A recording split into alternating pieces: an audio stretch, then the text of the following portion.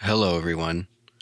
Welcome back to another episode of the Inside the Blue podcast. They did it. The Dodgers went back to back. For the first time in 25 years, MLB has a repeat champion. And this was one of the greatest World Series that I have personally seen, and that we have seen in a very long time. Every game was intense. Every game had classic moments, and it was a dogfight to the very, very end. As I predicted in previous episodes of this podcast, it was going to be a dogfight. It was going to be a difficult series for the Dodgers, but they were victorious. So I'm going to get into all of that in this episode, but I do want to quickly go over the road to the World Series for the Dodgers. So I'm going to do my best to go through it very quickly because I don't want this episode to be extremely long because there's a lot to cover. So with all that being said, I'm going to start with the NL wildcard versus the Reds. So the Dodgers entered the 2025 postseason a wildcard team. They played a 3-game series against the Reds where they proceeded to sweep them 2-0. Blake Snell goes game 1, and he had a sensational game 1. He went 7 innings with 9 strikeouts, giving up 2 earned runs on 4 hits with 1 walk. So Blake Snell coming into the postseason, just outstanding.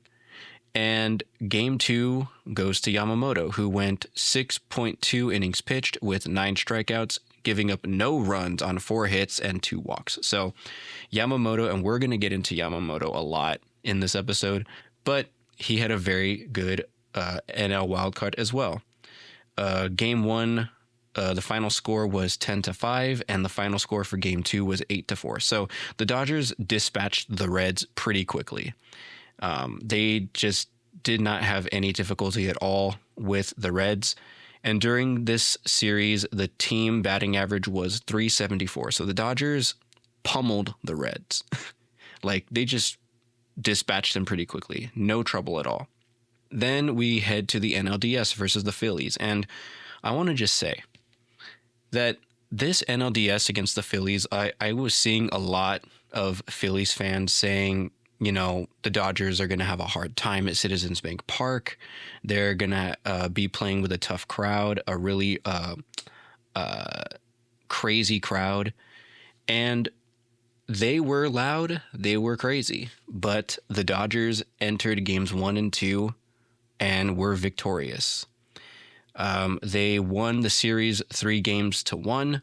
And game 1, again, it goes to Blake Snell, where the final score was 5-3. Game 2 had a final score of 4-3. They come back to Dodger Stadium, lose game 3 8-2, but come back in game 4 to win it 2-1 in 11 innings on that really bad error by Orion Kerkering, which I talked about in a previous episode. And I really want to highlight one pitcher in this series, and that's Roki Sasaki. Which is crazy because Roki Sasaki had a really rough start to the regular season. He just wasn't great at all in the major leagues, so they sent him down to the minor leagues where he really figured something out. I don't know what he did down there to fix whatever needed to be fixed, but he came back in the postseason as a closer and just absolutely dominated.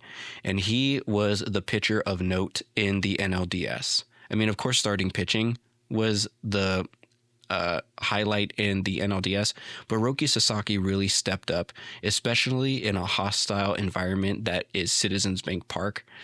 He really locked it down and was the dominant closer for the Dodgers.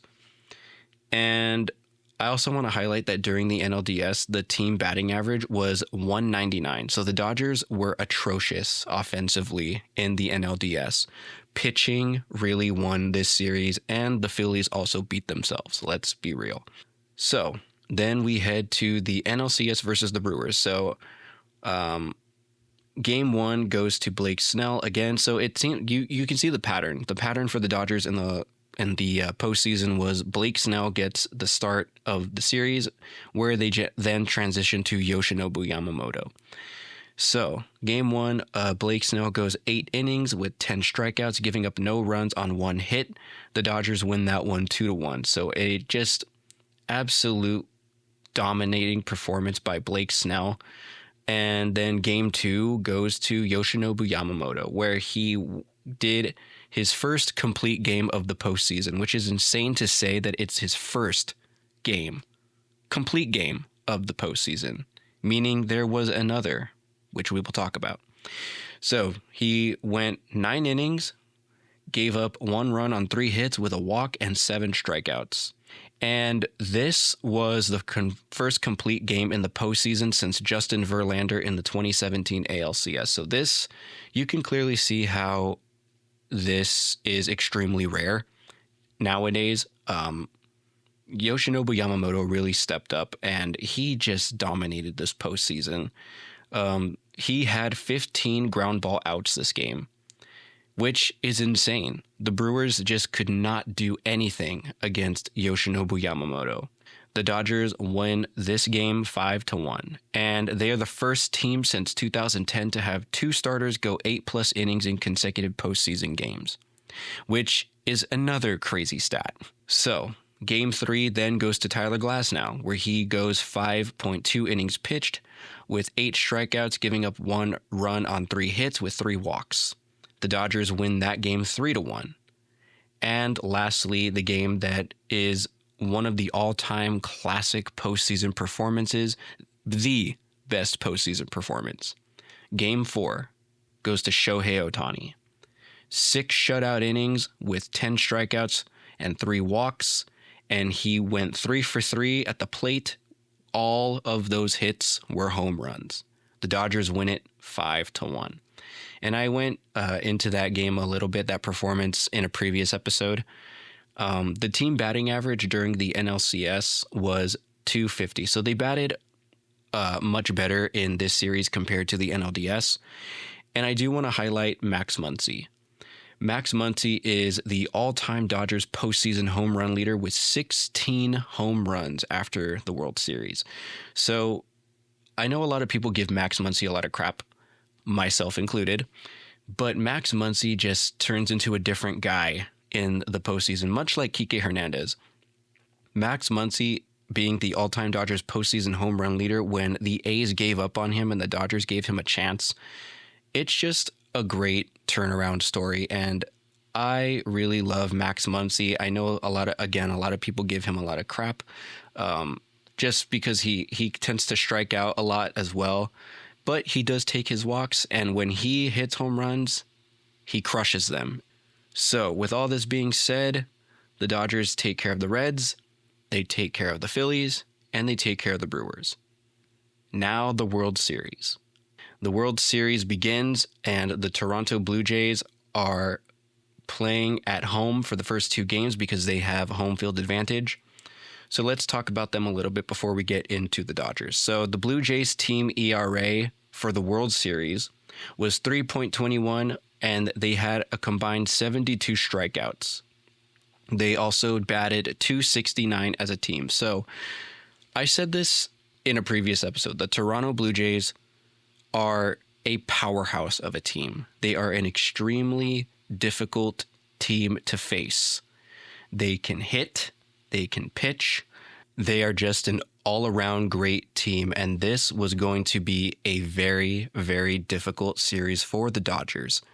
And it was. I predicted that it was potentially going to go 6, maybe all 7 games, and it did, in fact, go all 7 games.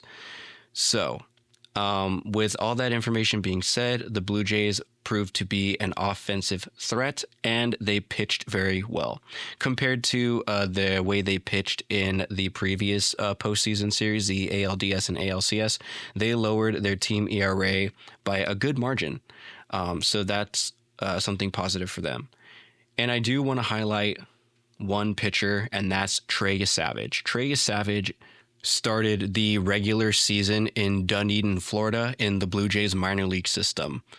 and went from their minor league system to then starting in the postseason for them. And not only just starting in the postseason, to playing in the World Series for them. And in the World Series, he had a 2.95 ERA through 12 and 2/3 innings pitched with 4 earned runs and 17 Ks. I mean, this guy was just absolutely filthy. Absolutely filthy. Watching him pitch, like, I couldn't help but just applaud his performances.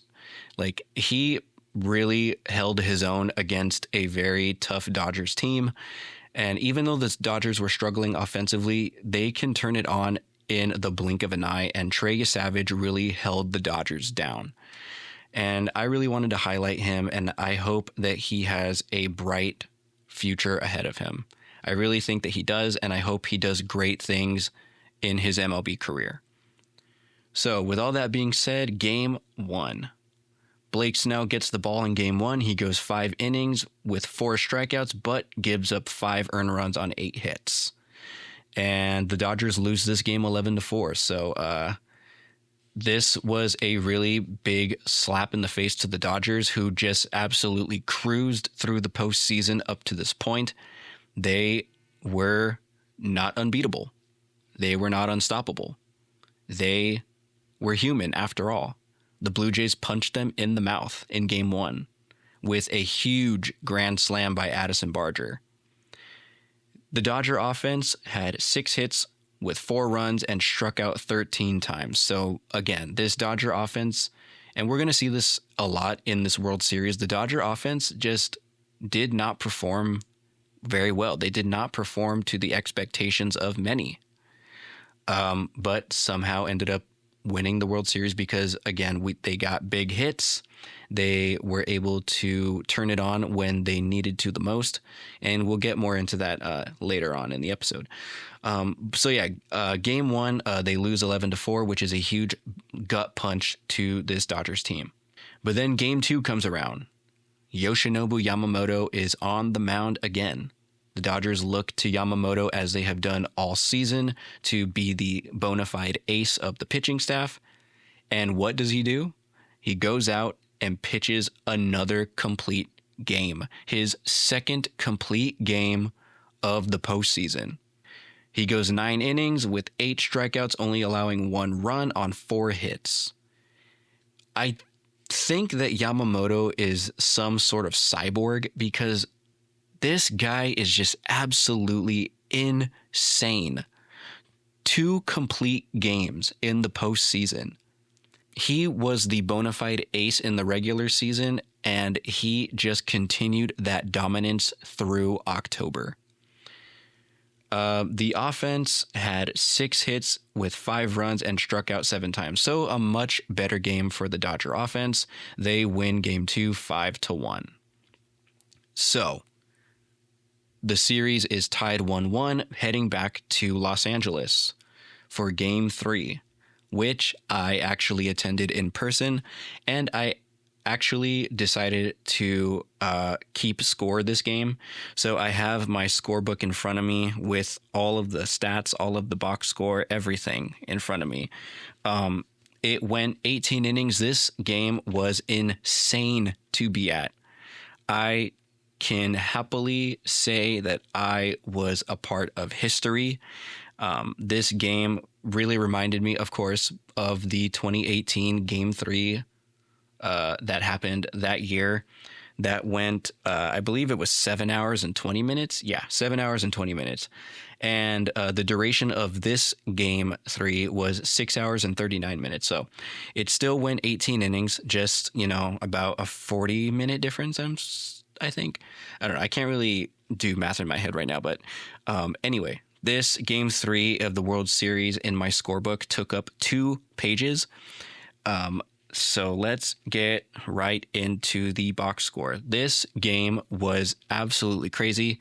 Shohei Ohtani, through 4 at-bats, had 5 walks, 3 RBIs, 4 hits, and 3 runs, hitting 2 homers and 2 doubles.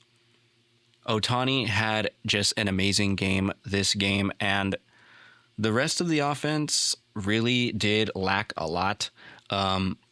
Even though they ended up winning this game 6-5, the offense, again, really struggled a lot. And watching it in person was really, really painful at times, with watching them pop up, watching them ground out, watching a lot of flyouts. It was just so frustrating.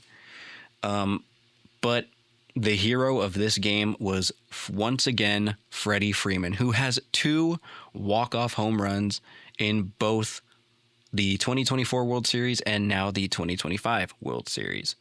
He ends it in 18 innings, and the Dodgers win it 6-5. The Dodgers had 16 hits. The Blue Jays had 15 hits. The Dodgers committed 2 errors. Blue Jays, no errors. And I want to highlight one pitching performance, and that is Will Klein. Will Klein had not previously thrown more than 30 pitches ever. He threw 72 pitches through 4 innings, struck out 5 with 2 walks and 1 hit, and got the win. This guy was basically a no-name reliever in the Dodgers bullpen this season, and he came out and was one of the Game 3 heroes. He came out and held the Blue Jays offense at bay to give the Dodgers a chance to win it. We are going to be talking about this game for a long time, and you cannot talk about this game without mentioning Will Klein. They used a total of 19 pitchers combined between the Blue Jays and the Dodgers, which is absolutely crazy. So this Game 3 was a really, really big test to both teams, testing both the pitchers and the batters and who wanted it more. The Dodgers came out on top, and this was a big turning point in the series because this was a Game 3 marathon. A lot of players are worn out. They are tired. They have to go and play a game the next day. And it almost went into the next day. I believe this game ended at 11:50. So it almost went into the next day. So Game 4 rolls around after that Game 3 epic. And honestly, I do want to make an episode of my personal experience about going to Game 3. It was just absolutely insane. It was amazing. I do want to get into that in a future episode, but let's move on to Game 4. Game 4 comes around. Ohtani is on the mound. He goes 6 innings with 6 strikeouts, but gives up 4 earned runs on 6 hits. The Blue Jays knocked around Ohtani, and the Dodgers lose this game 6-2. The Dodger offense had 6 hits with 2 runs and struck out 7 times. So now the series is tied again 2-2. The Blue Jays punch right back after the Dodgers win a all-time classic World Series game. Game 5 comes around. Blake Snell is back on the mound, and hopefully he can right the ship. However, he does not. He goes 6.2 innings with 6 hits, giving up 5 earned runs with 4 walks, but strikes out 7. So the Blue Jays beat up Snell once again like they did in Game 1. The Dodger offense put up 4 hits with only 1 run and struck out 15 times. Trey Yesavage absolutely dominated the Dodgers in Game 5, and the Dodgers lose 6-1. So now the series is headed back to Toronto with the Blue Jays up 3-2. We've seen the Dodgers with their backs against the wall in postseasons past. Last year it was against the Padres in the NLDS, where they were down 2-1, and they came back to win that game 3-2, or they won the series 3-2, excuse me. And the Dodgers were looked at to do it again. They were expected to just go back to Toronto and just win 2 more games to take this series.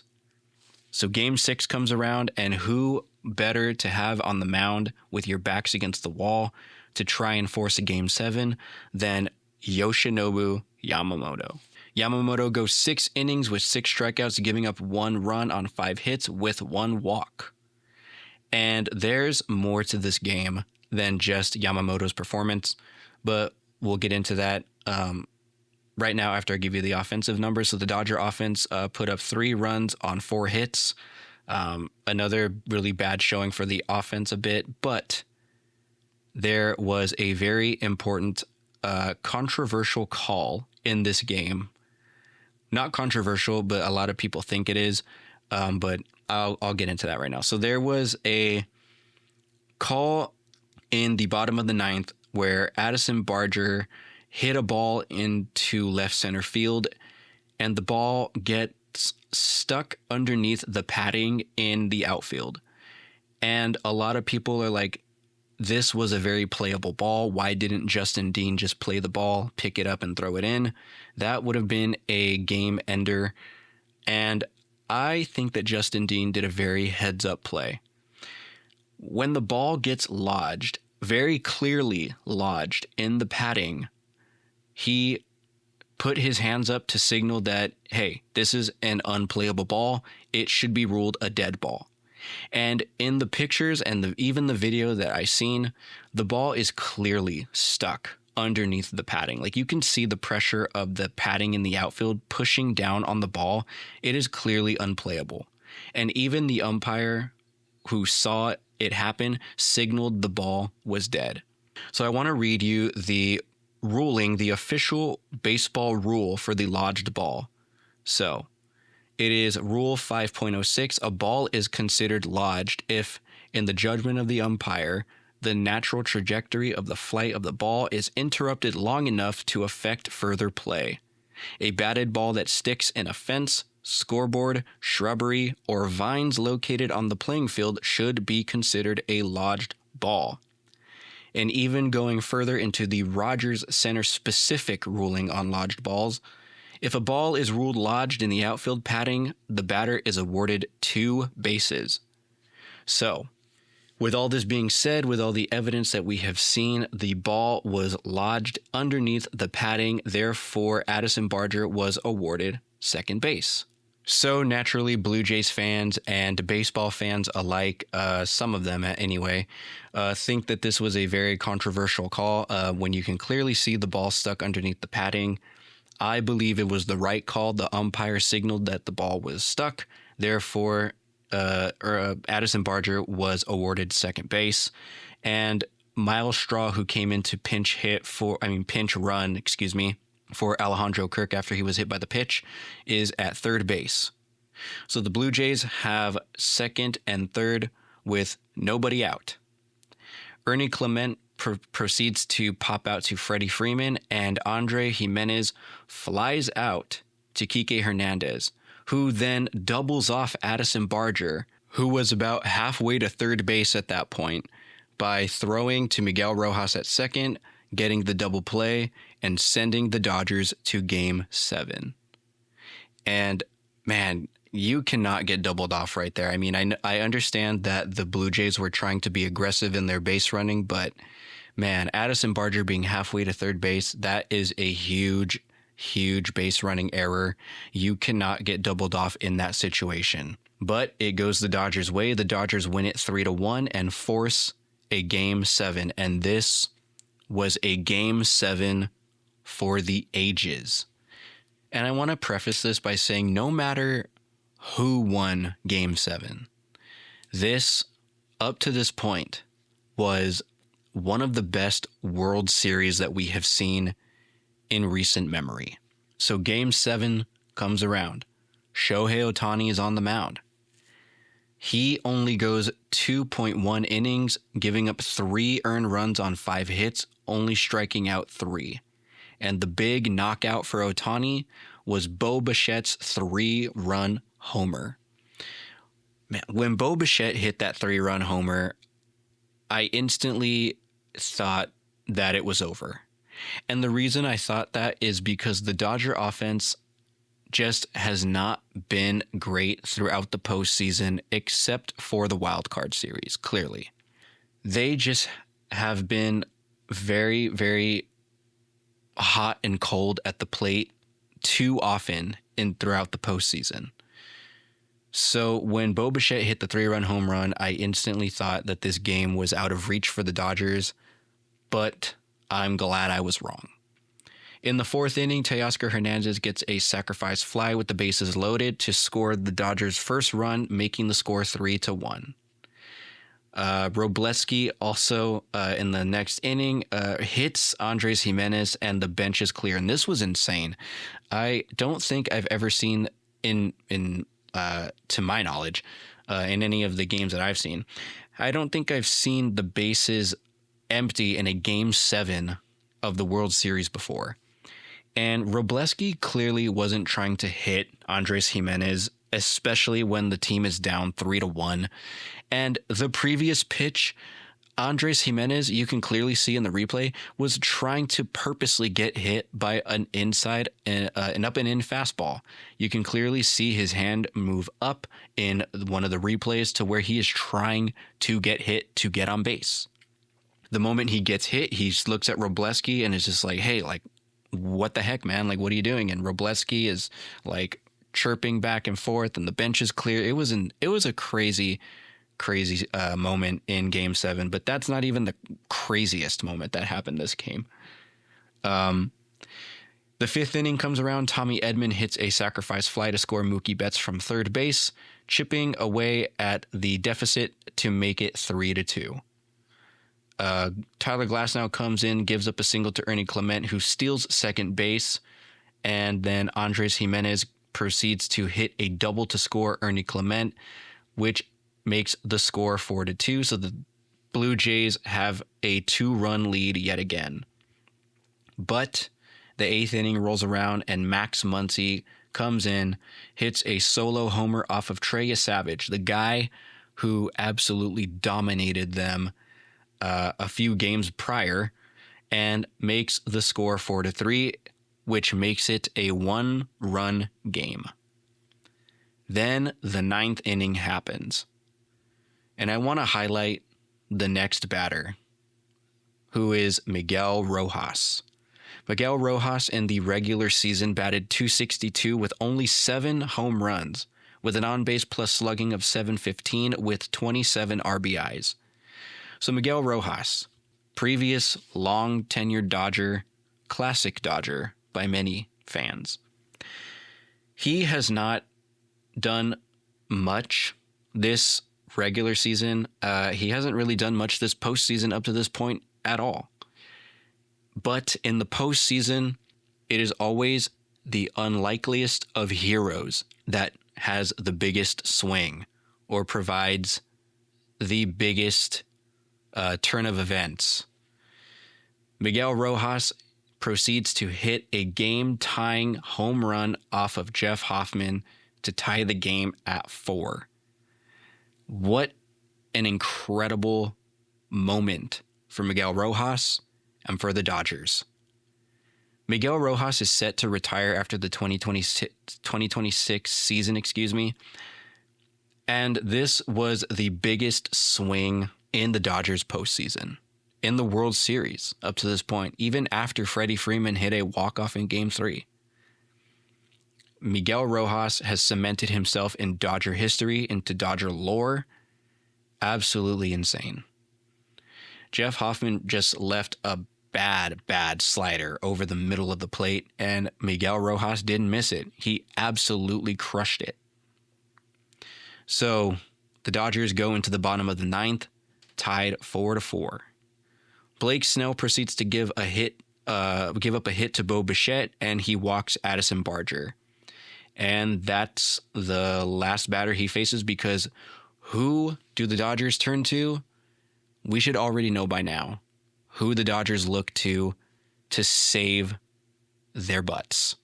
That is none other than Yoshinobu Yamamoto. Yoshinobu Yamamoto enters the game, and he hits Alejandro Kirk to load the bases, so not a great start. However, he gets Dalton Varsho to hit a ground ball to Miguel Rojas again, who throws home to get the force out at home to keep the game tied and keep the Blue Jays from walking them off and keeping them from winning the World Series. An incredible heads-up play. You initially see Will Smith's foot raise off of home plate a bit, but in the replay you can see him put his foot back down. And I want to Isaiah Kiner-Falefa was not taking a big secondary lead off of third base. According to him, it's because he did not want to get doubled off at third base for whatever reason, and that I understand. But once the ball is hit, or once the pitcher releases the ball, you got to get a bigger secondary lead, assuming that the ball is going to be put in play. And he just didn't. He spoiled it. That secondary lead really cost them the game, I feel, because he did not have enough time to beat the throw home. And he was so far behind that Will Smith's foot, again, was off home plate, and he had time to put his foot back down on home plate before Isaiah Kiner-Falefa even slid in, even put his foot over home plate after sliding in. So they get a big out at home. Ernie Clement flies out to end the inning, and Andy Pages just made a spectacular catch in the outfield. Dave Roberts subbed out Tommy Edman in center field and put Andy Pages in for defensive purposes, and he didn't disappoint. He went and he collided with Kike Hernandez for that catch. It just looked absolutely hilarious, although I thought Kike was hurt, but once he got up and was smiling at Andy Pages, I knew everything was okay. But that was just an incredible catch. Just an absolutely crazy catch. So the Blue Jays strand the bases loaded in the bottom of the ninth, and the Dodgers proceed to also strand the bases loaded in the 10th inning. So the 11th inning comes. Top of the 11th, Will Smith is at bat. Shane Bieber is in the game. Former Cy Young Award winner Shane Bieber. He gives up a go-ahead home run to Will Smith. An absolutely huge home run for obvious reasons to make the score 5-4. Dodgers take their first lead of Game 7. In the bottom of the 11th, Yamamoto is still on the hill. The Dodgers are looking to him to close this out and win them back-to-back championships. Yamamoto gives up a leadoff double to Vlad Guerrero Jr., who is on second base. Isaiah Kiner-Falefa is out on a sacrifice bunt, which moves Vlad Jr. over to third base.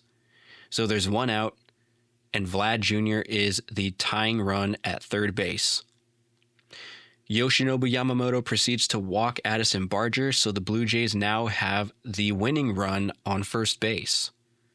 They have first and third with one out. Alejandro Kirk is up to bat. Yoshinobu Yamamoto desperately needs a ground ball to induce the double play. And that's exactly what he got. Alejandro Kirk hits a broken bat roller to Mookie Betts, who grabs the ball, runs to second base, steps on it himself, throws to Freddie Freeman, and the Dodgers get the double play and are back-to-back World Series champions. The Dodgers won the dogfight. They came out victorious. As Joe Davis said on the broadcast, they stand tall and win back-to-back championships. This team found a way to win in Game 7 where they trailed 3-0. They did not have a lead in this game until the 11th inning. This just showed the Dodgers' resilience, the fight, the grit that this team has. It showed out in this game. This team always finds a way to win with their backs against the wall. They do not go down without a fight. The Dodgers never lay over and just die. This team does their very best to try to win by any means necessary, and they did. In 11 innings, they are back-to-back champions. The Dodgers are the first team to trail in the 9th inning of a Game 7 of the World Series on the road that came back to win it. What a crazy stat. First team to win a Game 7 of the World Series where they trailed in the 9th on the road. And they came back to win. Absolutely stellar. Absolutely amazing end to an incredible World Series. And again, I want to really give props and all the credit in the world to the Blue Jays. I never once thought that the Dodgers were going to steamroll the Blue Jays, and I never once thought that the Blue Jays were just this underdog, scrappy team of nobodies. This Blue Jays team was very difficult. I said it before the World Series even started. This Blue Jays team is incredible. They have amazing talent, and they are going to be a really difficult opponent, and they were. But the Dodgers pushed this difficult opponent to Game 7 and won. Just an incredible ending to a magical season for the Los Angeles Dodgers. They are 9-time World Series champions, and they are going to go down as a dynasty. This is an official dynasty. 3 World Series in the last 5 years. Absolutely insane. A repeat champion hasn't happened in 25 years. Another insane stat. Incredibly difficult to do, as I have stated before. 25 years later, we have another repeat champion. Incredible. Absolutely incredible. The team in the World Series batted .203, so they didn't do that well offensively, but they still found a way to win. And pitching really helped them win, and it was none other than Yoshinobu Yamamoto, who stepped up once again for this team, as he has done all season and all postseason. He was the World Series MVP, and deservedly so. So, the World Series is over. The Dodgers are back-to-back champions. But this podcast is not done. We are not ending the podcast. In fact, I look forward to continuing to make this podcast grow. I look forward to more content with you guys, and looking forward to a full season of Inside the Blue podcast in 2026. We're heading into the off season now. Off-season news will be flowing in, I'm sure, throughout the next few months. And then soon we will be back in spring training, and then the 2026 season will begin. But this was a wild ride of a postseason. The Dodgers started the season, in Japan for the Tokyo series and ended it in Toronto with a World Series title. Amazing. And I also want to add that Clayton Kershaw, who is retiring, as I mentioned before, this was his last season. He went out a champion, and the last pitching performance of his career was getting out of a bases loaded jam in Game 3 of the World Series. What a way to go out. A 3-time World Series champion in a long list of accomplishments on Kershaw's resume.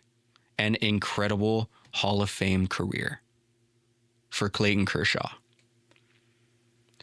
I hope you guys enjoyed this episode. I know it was really long. I really did try to make this episode as coherent as I could. I knew it was going to be a very lengthy one, so if you made it up to this point, I'm very thankful that you stuck with me through the whole episode. You can listen to this episode in 2 times, or you can stop and come back. You can, I don't know, maybe just not listen to it at all. But I hope you guys enjoyed it nonetheless. I know on the podcast platforms, you're allowed to comment. I know on Spotify, you can comment down below the episode. Let me know what your favorite moment was in the postseason, whether it be for the Dodgers or another team. Let me know down below. I would love to know what your guys' favorite moment was from this postseason, from the World Series, whatever it might be. Follow the podcast page on Instagram at Inside the Blue Podcast. Message me on there to talk baseball, to talk World Series, whatever it might be. The off season is beginning. We will have some off season content, and I have plans for a new series that I will discuss in a later episode. Hope you guys enjoyed this World Series and postseason recap for the Dodgers. I will see you guys in the next episode.